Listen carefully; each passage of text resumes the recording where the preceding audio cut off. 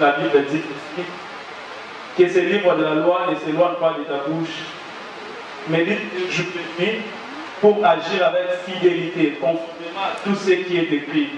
Car c'est alors que tu auras du succès dans tes entreprises, c'est alors que tu réussiras. Amen. Papa, nous sommes là avec vous pour parler de ce sujet qui est aussi important pour la jeunesse, ce qui concerne la réussite et le succès. Et premièrement, nous vous demandons sincèrement, qu'entendez-vous par la réussite et le succès sur le plan général? Donc, je bien aimé. Donc, s'il faudrait répondre à cette question, je vais d'abord commencer par ceci. Vous savez, tel que Dieu a créé l'homme, il n'a pas placé, il n'a pas laissé immobile. L'homme a été créé pour pouvoir, pour faire des mouvements et avancer. Et vous verrez dans la vie de l'homme, tel que dans la constitution de l'homme, les yeux sont devant. Les yeux sont devant, la bouche, les nez, tout regarde devant. C'est simplement pour dire l'homme est appelé à avancer. Et quand nous parlons de l'avancement, nous voyons déjà la clé de la réussite. On ne peut pas parler de l'avancement ou du progrès s'il n'y a pas réussite. Alors, si j'ai bien écouté votre question, vous parlez s'il y a-t-il la différence? On se demande plutôt qu'entendez-vous personnellement ce qui concerne la réussite et le succès. Oui. En fait, la réussite en soi, quand on parle de la réussite, je voudrais commencer par la réussite et répondre par le succès. Ce sont des concepts.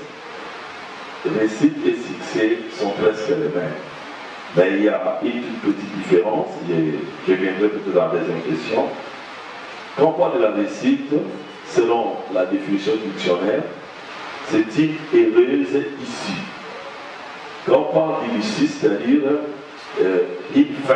Vous commencez une chose et vous avez, à la fin, vous avez une heureuse ou un heureux résultat. À ce moment-là, on peut parler de la réussite ou un résultat favorable. Vous voyez? C'est comme ça qu'on dit la réussite d'un projet. Merci. Et concernant les succès, les succès en soi, aussi, c'est une heureuse ici. D'une opération, vous avez un projet, quand vous réussissez, et c'est pareil. Quand vous avez un bon résultat, vous avez obtenu quelque chose de bien, même un résultat scolaire, c'est une réussite, c'est un succès. Mais peut-être en avançant, je vais vous expliquer un peu la différence entre les deux. Merci beaucoup. Si je comprends bien, vous venez de dire que la réussite ou le succès, c'est vers lorsque nous atteignons les objectifs. Ça veut dire qu'une personne peut dire qu'il a réussi lorsqu'il est à la fin de ce qu'il est en train de faire. Merci beaucoup. Il a des bons résultats à la fin de ce qu'il est en train de faire. Donc un étudiant qui termine ses études, c'est une réussite, c'est aussi un succès. Merci beaucoup. Merci beaucoup, papa. Nous vous signalons que nous, jeunes qui sommes là, nous avons aussi l'occasion de poser des questions. En tout cas, il y aura un moment où on va vous demander s'il y a des questions. N'hésitez pas à poser. Déjà, si vous avez une question, vous pouvez tout simplement écrire dans votre carnet et dès qu'on aura besoin d'avoir vos questions, vous pouvez vraiment poser ça avec un bon cœur. Papa sera toujours là pour vous répondre. Merci. Mais les succès maintenant, bien, on va parler de cette réussite dans le cadre du succès. Par exemple, un étudiant qui a distingué, il a fait une grande distinction. Ça, c'est un succès. Donc, en dehors de la réussite, il y a quelque chose qui est au-dessus, qui peut amener même qu'il puisse rester dans les annales de l'université. Voilà. Ouais, c'est ça un peu le terme de succès. Alors, c'est la petite différence. La réussite, ça parle du succès, généralement. D'où le succès est conséquence de la réussite. Voilà. Mais toute réussite n'amène pas au succès. Vous comprenez? Donc le succès, la réussite, nous avons réussi dans ce que nous avons fait. Mais quand on parle du succès, ça dépasse même la réussite. Donc au-delà de la réussite, il y a un plus. Amen. Donc si je comprends bien, nous étant chrétiens, nous ne devons pas se dire il y a des réussites sans succès. Voilà. C'est pour ça qu'il y a plusieurs dans la vie, ils ont fait de bonnes choses, on ne parle pas d'eux. Mais il y a d'autres qui ont fait aussi des exploits, on parle d'eux parce qu'ils ont atteint une certaine dimension du succès. Donc au-delà de la réussite, il y a le succès. On ne peut pas se contenter seulement à réussir, mais on doit faire beaucoup plus d'efforts pour avoir le succès. Seulement ce qui est au nom de Dieu pour nous, ce n'est pas seulement la réussite, c'est que nous devons aussi avoir du succès dans ce temps qu'on fait le faire. Gloire à Dieu. Merci beaucoup, papa. Voilà, je pense que nous sommes en train d'aller bien avec nos questions. La troisième question est la suivante. Quelle est alors la pensée de Dieu au sujet de la réussite et du succès? Bon, j'aimerais dire au peuple de Dieu, aux gens que vous êtes, Dieu aime la réussite et le succès. Amen. Du fait que nous soyons enfants de Dieu par Jésus-Christ, Jésus nous a introduits dans les domaines du succès, dans les domaines de la réussite. Ce qui était négatif avec Jésus est devenu positif.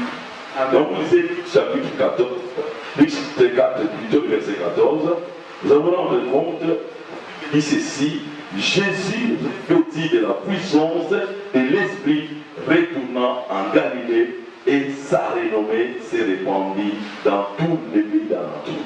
Donc quand on parle de renommée, c'est le domaine du succès. Amen. Donc parce que Jésus réussissait dans ce qu'il faisait, ce qui a fait qu'il puisse avoir le succès. C'est comme ça que Jésus entraînait les foules. Quand il passait, les gens les suivaient parce que ça a renommé. La Bible dit même la renommée de Dieu, c'est accrue à cause de l'accomplissement de ses promesses. Alors même si Dieu a les succès, c'est simplement parce qu'il est tout puissant, il exauce les prières. C'est pour dire Dieu aimerait que ses enfants vivent dans la réussite. C'est la forme de Dieu.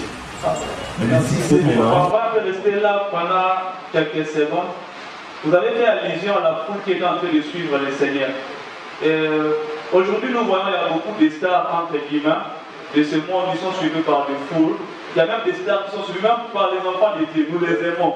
Nous aimons les joueurs, nous aimons ce qu'ils font. Est-ce qu'on peut dire qu'ils sont en train de réussir par rapport à la pensée de Dieu? Oui, s'ils entraînent les jeunes, c'est parce qu'ils ont réussi dans certains domaines. Et parce qu'ils sont excellés, il y a la discipline de football. Plusieurs joueurs, mais tous n'ont pas intégré les succès. Il y a certains qui ont marqué leur époque, mais ils ont fait peut-être 30 ans qu'ils ont joué au foot. On parle d'eux jusqu'à aujourd'hui. Dans plusieurs parce qu'ils ont atteint. Donc quand je parle de succès, c'est dans n'importe quel domaine de la vie. Dans n'importe quel domaine de la vie. On peut être païen dans son domaine, on peut être succès. Mais c'est succès dans la pensée de Dieu et garde toujours le même cœur, de la même définition. Oui, c'est les mêmes. C'est les mêmes. Quand on parle, comme je disais, quand on parle de succès, en réalité, c'est renommé. La personne ne peut pas arriver à tel endroit, on parle de lui. Quand on parle de Bill Gates, il n'est pas chrétien, même les chrétiens le connaissent. C'est simplement à cause de son succès dans ce qu'il fait. Si je peux encore poser une question encore, on peut être chrétien ou païen, on essaie de voir notre génération réussit, on a le succès. C'est ça. Donc Dieu tel que c'est Dieu a créé l'homme, il a créé l'homme pour qu'il aille de l'avant, qu'il avance. Oui. Que ce soit païen, que ce soit homme, le succès n'est pas une affaire seulement des enfants de Dieu, c'est une affaire des hommes.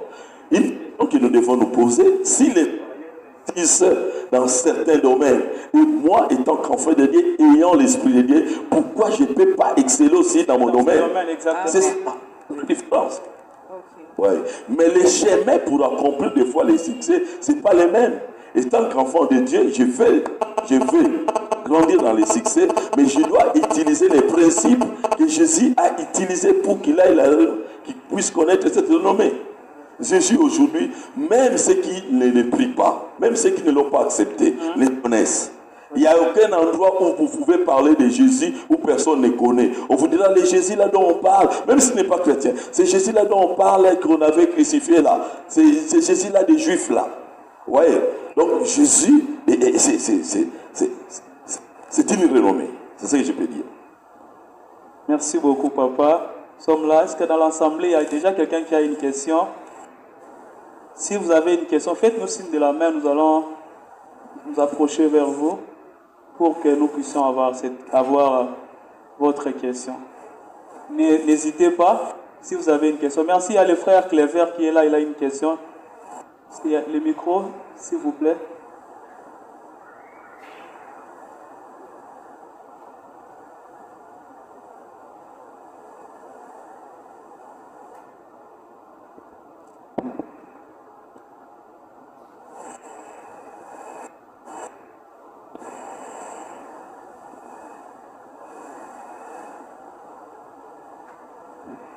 Merci, moi c'est le frère Clavet.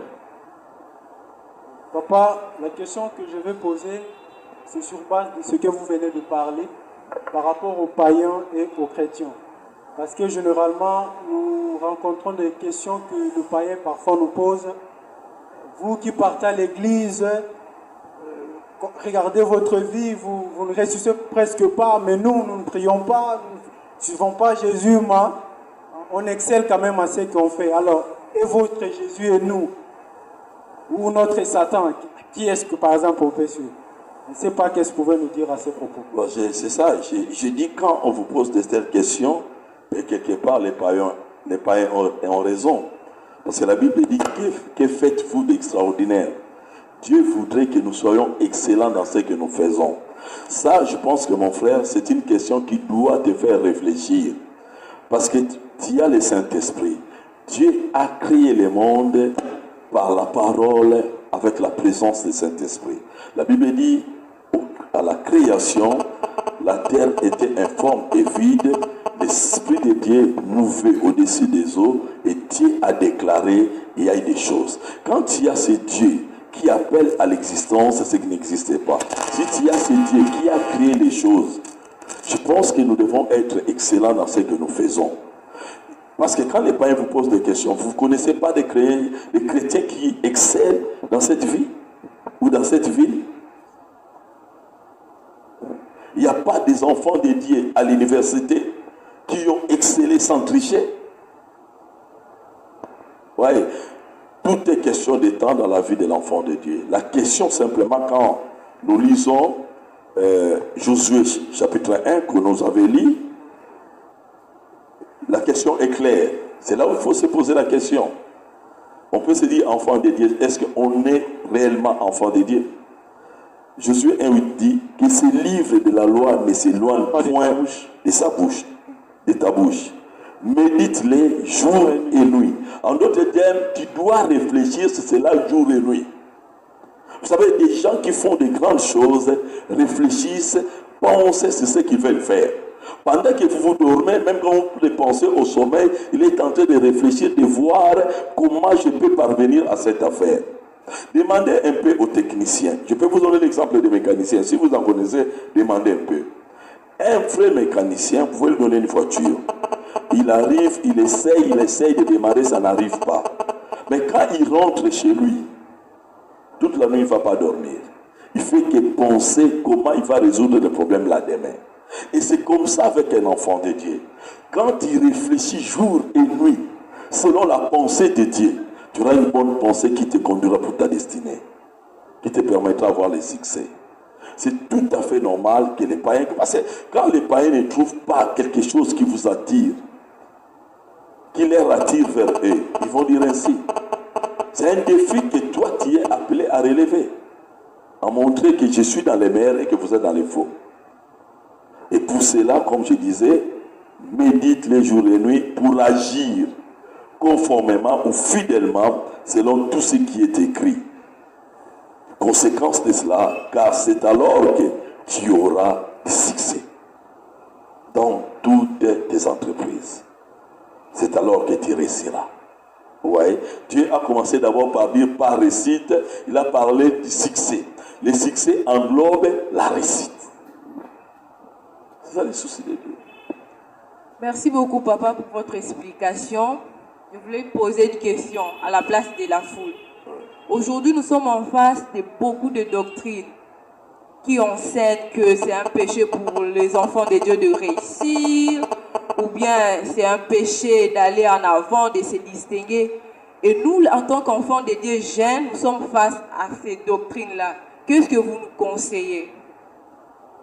Vous savez, la Bible dit ceci, tout ce que la terre possède appartient à Dieu. C'est Dieu qui a mis tout ce que nous avons pour la terre. Et c'est lui qui avait placé Adam et Ève dans les jardins, où il y avait tout dont ils ont besoin. Et quand quelqu'un est dans la souffrance, il va commencer à beaucoup murmurer. La souffrance n'est pas une bonne chose. Personne n'aimerait la souffrance. J'aime dire, qu'est-ce que Dieu gagnerait en te voyant souffrir? Dieu a placé des principes dans la vie. Même les païens, quand ils respectent ces principes, ils réussissent. Amen. Ils réussissent. Donc, ce n'est pas un péché de connaître les succès ou de réussir dans sa vie étant qu'enfant de Dieu. C'est une fierté pour Dieu. Amen. Amen. Hein? Merci beaucoup, papa. Tout à l'heure, vous étiez en train de parler des études, ou soit des étudiants. Et vous avez aussi lié ce concept de la réussite ou du succès avec le résultat de l'université. Aujourd'hui, pour voir la réussite, plutôt pour avoir la réussite à l'université, il y a beaucoup de chemins. Il y a ceux qui se disent, ok, moi je suis enfant de Dieu, je vais toucher à nez, comment nous on appelle ça, les docs. Je vais toucher à rien du tout, je vais étudier, je vais réussir. Il y a ceux qui étudient comme ça, ils réussissent aussi. Mais il y a aussi ceux qui ils décident tout simplement de passer par d'autres chemins. Et peu importe ce qu'ils font, à la fin, on se rend compte qu'ils ont réussi. Et il y a ceux qui réussissent même brillamment. Est-ce que pour Dieu, c'est pas un problème de réussir de cette manière-là? Non. L'homme récolte tout ce qu'il a semé. Tout ce que nous semons, nous le récoltons. Moi, je connais des gens qui fuient les entretiens d'embauche. Il y a des gens. Vous savez, on est fier quand on est intelligent. Oui, oui. On est très fier, on est prêt à se défendre. Amen. Mais quelqu'un qui ne sait pas défendre, vous savez, je vais vous donner un exemple. Il y a eu, pour certains connaissent, il y a eu dans ces pays, au début des élections, il devait y avoir un débat contradictoire à la télé. Mais un des candidats a fui. Parce qu'il n'avait pas assez d'arguments. Il savait s'il passait dans ce débat, il ne passerait pas président. Il a préféré fuir. Bien aimé, quand vous savez défendre votre domaine, vous serez fier. Je ne pense pas, même nous disons, là dans le domaine des études, comment vous dites que vous avez réussi, vous ne savez pas défendre votre diplôme. Non, ça c'est pas une réussite, c'est une fraude. Hein? Les succès, quand on parle de succès même de la réussite, c'est quelque chose qu'on sait défendre. Et ces stars de football, ils savent défendre. Ils ne sont pas ce qu'ils sont parce qu'ils ont triché. On les voit dribbler. Ça, c'est un meilleur. Il a des talents. Oui, exactement. Hein? Donc, il n'y a rien de tricherie là-dedans. Merci beaucoup, papa. Est-ce qu'il y a encore des questions dans la foule? On va prendre ces 3, 4. On prend d'abord 2. Je pense que donnez-moi le micro avec fil, comme ça. 2 personnes pouvaient avancer.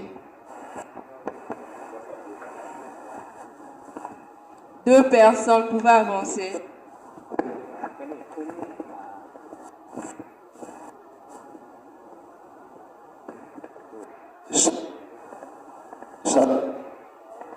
Bonsoir, bien-aimé. Bonsoir. Ok, je vais poser une question juste à papa. Parce que nous parlons de la réussite. Alors, ma question est celle-ci. Nous voulons que les enfants de Dieu réussissent et cela sous-entend qu'on parle du bien-être d'un humain. Alors, je suis en train personnellement, papa, j'ai une expérience dans le vécu actuellement de ma vie. Alors, nous devons chercher un équilibre parce que l'homme pour bien, il a besoin d'argent. Enfants de Dieu, nous avons besoin aussi de la prière parce que la réussite par rapport à nous, enfants de Dieu, nous allons parler de la réussite, toutefois en gardant notre foi en Dieu. Alors, mais quand personnellement je suis en train de travailler, je suis en train de constater une chose que l'argent et la prière, c'est vraiment des choses tellement opposées. Personnellement, je suis en train de me demander comment je vais avoir un équilibre entre les deux. Parce que j'ai besoin de la prière et j'ai aussi besoin d'argent. Mais quand je travaille pour l'argent, je me sens que je suis en train de m'affaiblir pour ma vie spirituelle. Donc, j'aimerais que vous puissiez m'expliquer quels sont les mécanismes ou soit de techniques que je pouvais mettre en place pour que je puisse concilier les deux entre l'argent et la prière. Parce que les deux, j'en ai besoin. C'est vraiment pour le bien-être. C'était ça ma question. Merci. Merci beaucoup. J'aimerais dire ceci. Avoir l'argent, ce n'est pas un péché. Mais nous devons savoir une chose. La bénédiction matérielle influence, comme le frère vient de dire, influence d'une manière positive, comme ça peut vous influencer d'une manière négative. Ça dit quoi? Avant de chercher à avoir des moyens où vous voulez que Dieu puisse vous élever, il faut chercher d'abord les brisements. Il faut être brisé. Amen. Sinon, vous serez, vous y arriverez, mais vous risquez d'abandonner aussi la foi, parce que vous tomberez dans l'orgueil, et l'orgueil vous amènera dans des femmes, dans la boisson, vous chercherez à vivre comme tout le monde. Donc nous arriverons dans ces questions de certaines disciplines. Quand on sait là où Dieu nous a tirés, comme je disais le dimanche passé, quel que soit ce que nous sommes parvenus, nous verrons toujours là où Dieu nous a tirés, notre source. Dès qu'on se détache de la source, on sait que c'est notre malheur. C'est notre malheur. Donc c'est question de discipline simplement. La bénédiction d'une manière générale influence positivement. C'est l'exemple du roi David. Le roi David a été tellement élevé, mais il n'a pas chuté concernant l'orgueil ou bien l'argent et tout. Il était toujours fidèle à Dieu. Donc c'est votre discipline et être équilibré aussi dans la vie. Tu ne peux pas seulement prier, tu ne cherches pas l'argent. Tu dois chercher l'argent et tu pries aussi. Parce que l'argent, il faut chercher, mais il faut avoir un temps où tu cherches ton Dieu. La nuit, je me donne un temps où je cherche Dieu, je prie. Les matins, je vais chercher l'argent. Et je rentre, je ne vois pas comment. Merci beaucoup, papa. Une très bonne réponse. Il nous est demandé d'être très disciplinés et à savoir équilibrer les choses. Moi, à un moment, je me posais des questions. Pourquoi les autres ont des millions, nous, on est encore dans des montants en paix très, très petits. Alors, quelqu'un m'a répondu, il m'a dit, tous ceux qui ont réussi dans la vie, les gens, les Bill Gates, tous ces gens-là, ils ont 24 heures dans la journée comme nous. Donc, personne n'a 48 heures, nous tous, on a 24 heures. Ça, c'est la manière dont tu gères tes 24 heures qui va te donner le succès par rapport à ce que tu fais. Dernièrement, j'étais en train de lire un livre, j'ai appris qu'il semble Bill Gates, il n'a pas même le temps de prendre son petit déjeuner. Donc, il se réveille comme ça, il est là avec des livres, en train de lire et de lire, il ne fait que lire. Il est en train d'investir son temps, c'est aussi une chose très importante, comme on a dit, avec le temps, il ne faut pas gaspiller, il faut l'investir. Tout ce que tu fais avec le temps, il faut que ça soit un investissement. Amen. On peut prendre déjà une deuxième question. La deuxième question.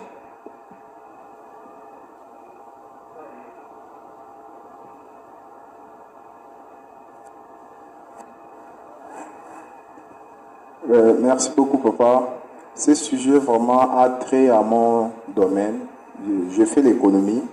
Alors, quant à ce sujet, j'ai compris que non, par rapport à ce qu'on nous a enseigné, on nous a dit non, le management, c'est une discipline qui consiste à conduire une organisation en général, une entreprise en particulier, vers ses objectifs prédéfinis. Alors, papa, vous étant que pasteur, pouvez-vous nous conseiller quoi, nous qui sommes étudiants? Parce que nous remarquons à l'université, les étudiants n'étudient pas, surtout nous qui sommes chrétiens. Les étudiants, pour lire même un livre, un étudiant peut faire du premier graduat jusqu'en deuxième licence sans consulter aucun livre. Alors, quel genre? La société a des desiderata qu'elle attend de nous. Alors, nous, étant qu'étudiants, tant que nous n'étudions pas, nous nous focalisons seulement à la prière. Il y a de ceux qui font la part des choses, qui dispatchent leur temps aux études et le temps à la prière. Alors, quels conseils pouvez-vous donner à nous qui sommes étudiants quant à ça? Merci. Merci beaucoup, une très bonne question. Mais j'ai des exemples que je peux vous donner. Comme lui-même a fait le constat, il dit que la plupart n'étudient pas. Vous pouvez être là toute la journée en train de prier, vous avez session. Vous priez toute la journée. Quand vous aurez demain à la session, vous aurez 0. C'est ça. Rempli du Saint-Esprit, parlant en langue, mais un très bon 0. Et j'aimerais dire aux étudiants, la session ne se prépare pas quand on donne l'horaire de la session. La session se prépare dès les premiers jours de la rentrée. Et je voudrais vous donner des exemples. Vous avez au milieu de vous la sœur qui a étudié, qui était avec vous à l'université là. Elle a excellé. C'est mon exemple pour vous. Vous pouvez me demander comment vous étudiez, comment tout ça, tout ça. Il y a un frère qui est à Kinshasa, il travaille, je suis avec lui presque chaque jour en libre, Romaric.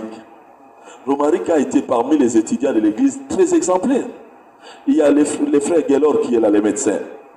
Ce sont des étudiants qui étaient très exemplaires.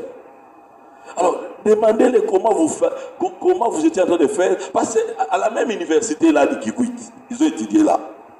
Comment vous êtes parvenu à réussir? J'aimerais dire à un étudiant, peu importe la corruption, la tricherie, quand vous êtes intelligent, vous étudiez les cours, le prof ne vous mettra pas 0. D'ailleurs, les profs aiment des étudiants intelligents. Ils donnent une interrogation, il faut faire sur 20, demain il va vous te chercher. L'étudiant tel c'est qui? Ah, en tout cas, brave. Ouais. Donc c'est question de travail. La difficulté, beaucoup. D'ailleurs, on ment beaucoup pour la prière. Le problème, ce n'est pas la prière. Combien de temps tu passes à l'église en dehors de chez vous et de l'université?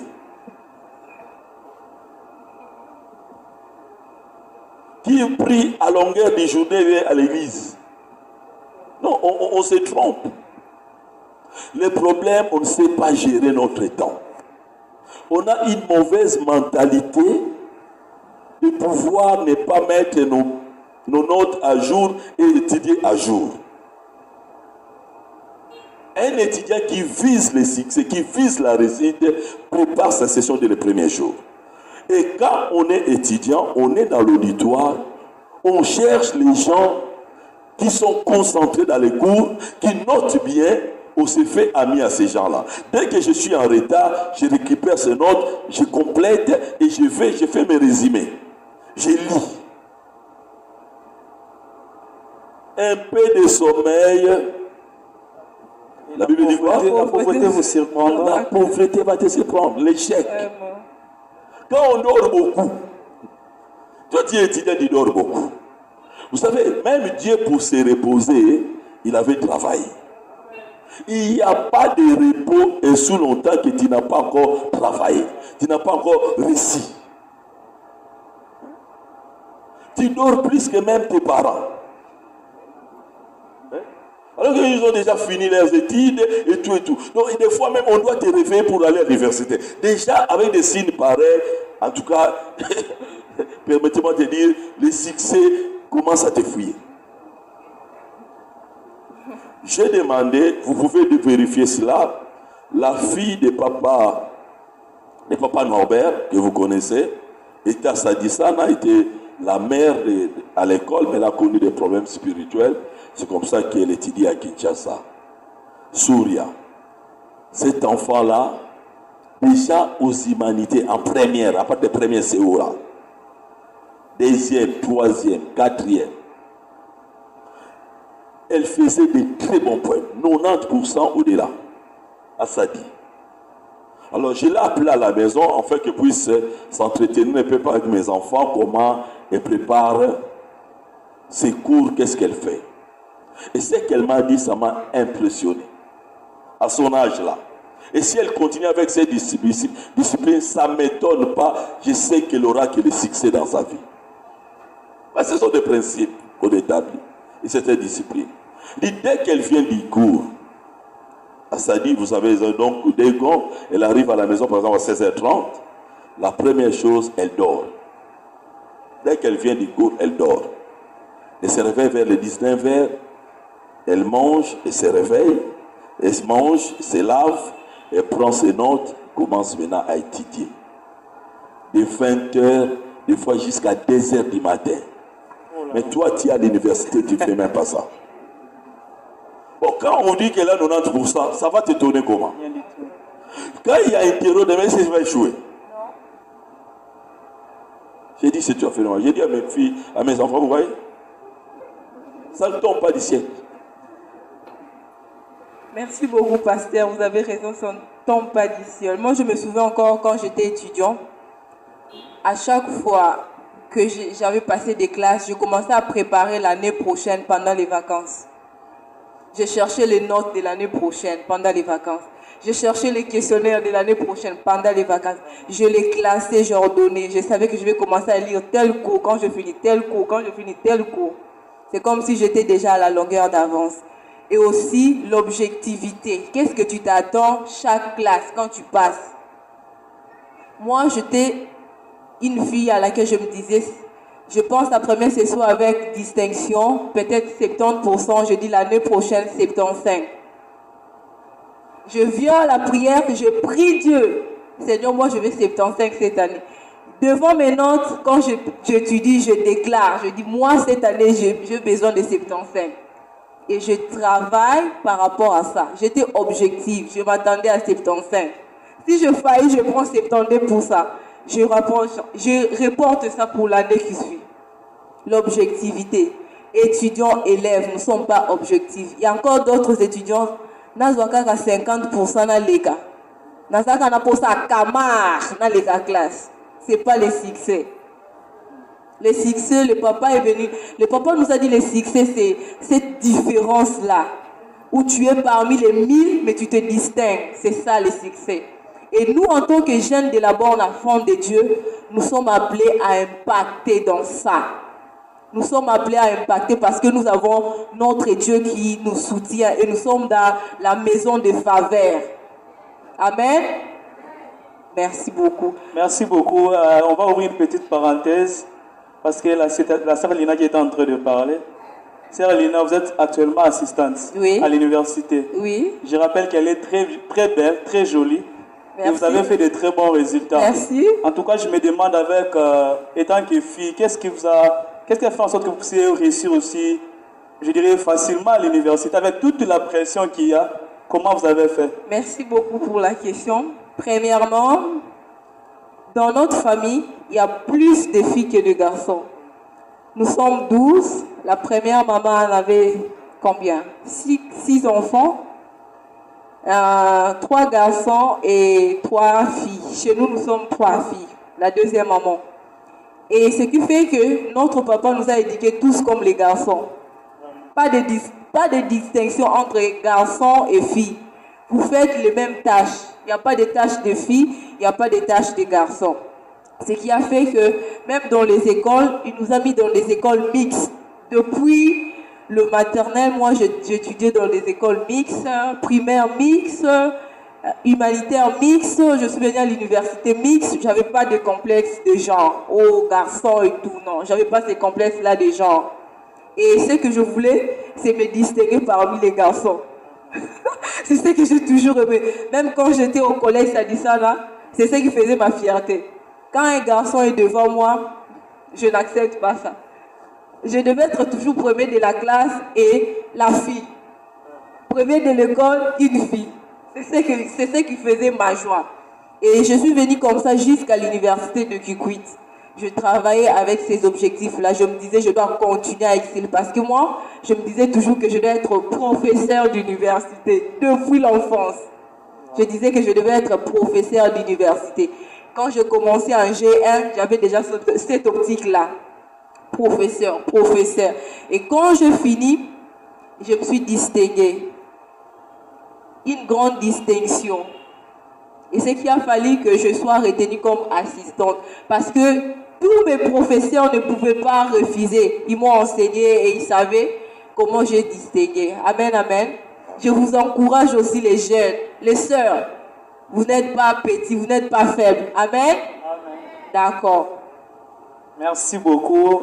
Ma sœur, ne continue pas à donner des oui à tout le monde. N'accepte pas de devenir déjà femme de quelqu'un pendant que tu gères encore des études. Papa, est-ce que la réussite ou le succès est une question de chance ou de position sociale?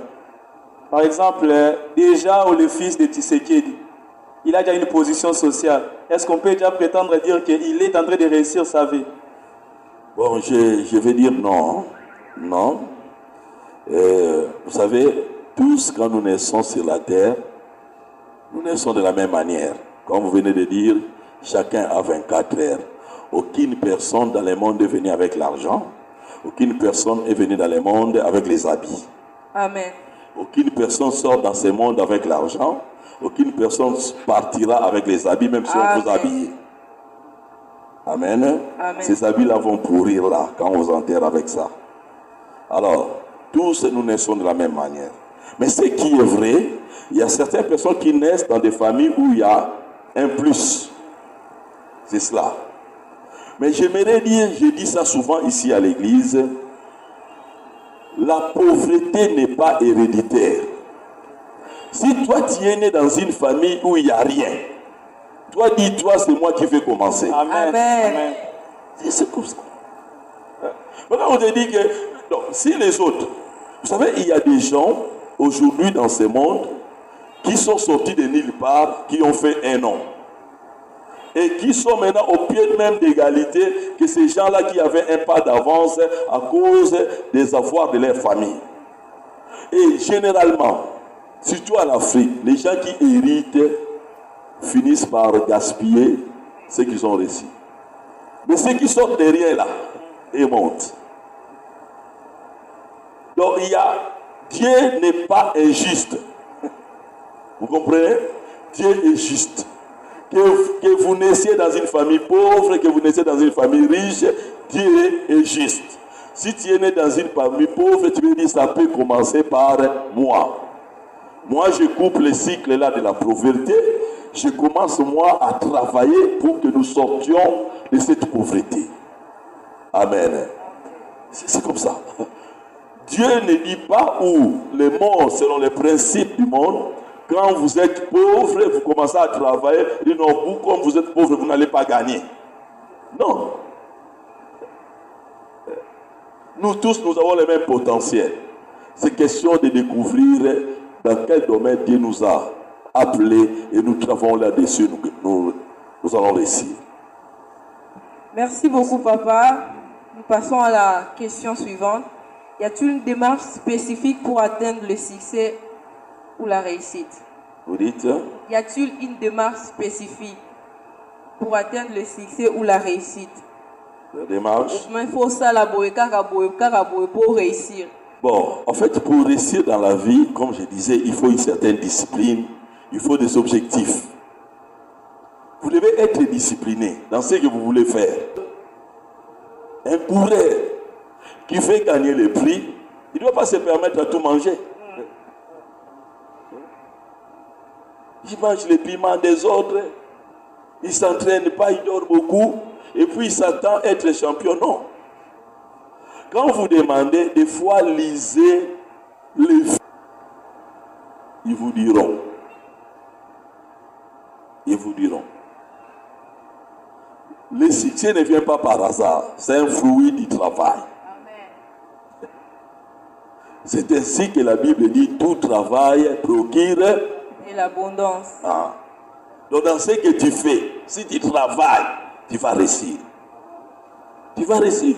Voire même quand il y a tes côtes ont disparu là-bas, un peu bizarre là, quand tu es en train de prier Dieu, parce que Dieu sait que tu travailles. Amen. Il te voit quand tu travailles là, quand tu te sacrifies.